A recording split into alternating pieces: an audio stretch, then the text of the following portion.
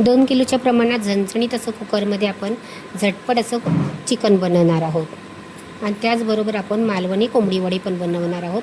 मालवणी कोंबडी वड्याची भाजणीचं अचूक प्रमाण पण आपण पाहणार आहोत। चला तर मग वेळ न घालता व्हिडिओला सुरुवात करूया। आजचा व्हिडिओ आवडला तर नक्की लाईक करा।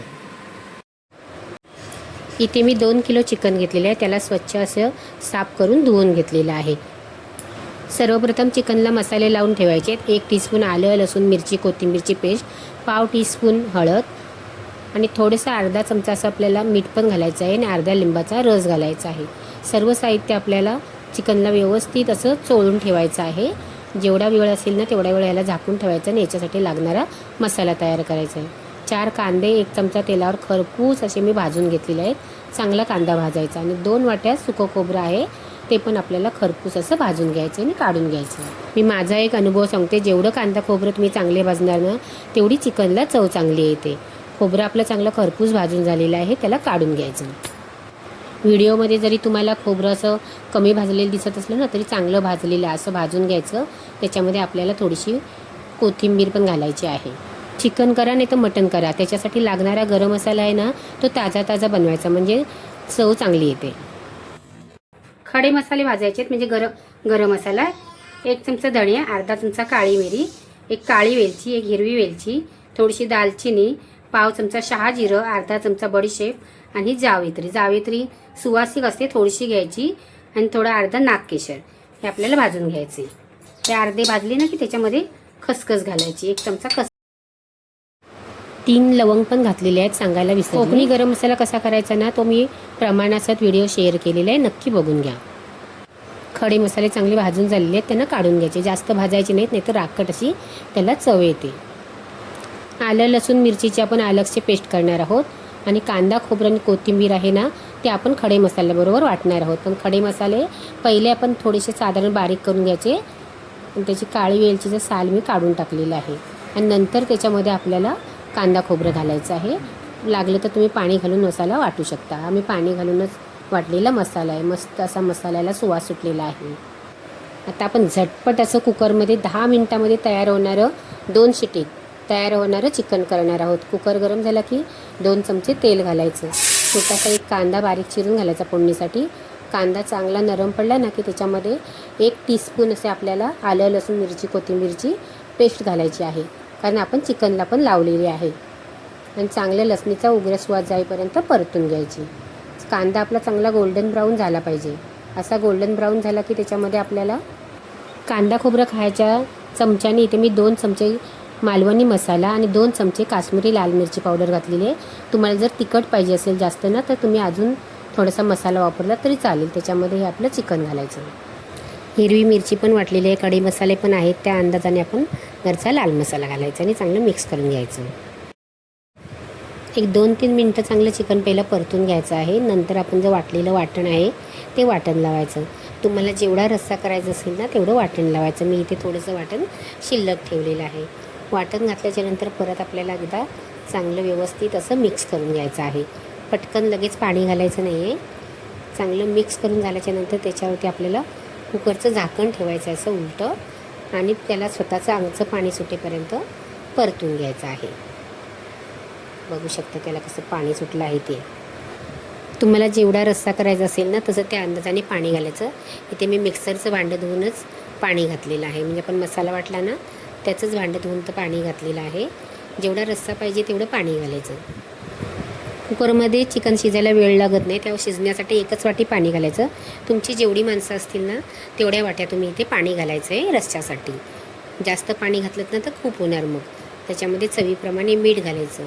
मीठ घातल्याच्यानंतर आपण त्याला एक थोडीशी साधारण अशी उकळी येऊ द्यायची, चांगलं मिक्स करायचं, म्हणजे चांगल्या फोडीला सर्व मीठ व्यवस्थित असं लागतं। कुकरचं झाकण लावायचं आणि 2 शिट्या करून घ्यायचा। कुकर पूर्ण थंड झाल्याच्यानंतरच कुकर आपल्याला उघडायचा आहे। गरम गरम जर तुम्ही कुकर उघडलात ना तर आतलं चिकन शिजणार नाही। 2 शिट्टीपेक्षा जास्त शिट्या केल्यात ना तर तुमचं आतलं चिकन आहे ना ते सर्व कुस्करून जाईल, म्हणून 2च शिट्या करा। मस्त असा आपल्या चिकनला सुवास सुटलेला आहे, बघू शकता। झटपट आपलं मस्तपैकी झणझणीत आणि चमचमीत असं कुकरमध्ये चिकन तयार झालेलं आहे। तुम्ही भाकरीबरोबर, भाताबरोबर, वड्याबरोबर, कशाबरोबर पण खाऊ शकता आणि बघू शकता कसं शिजलं आहे ते।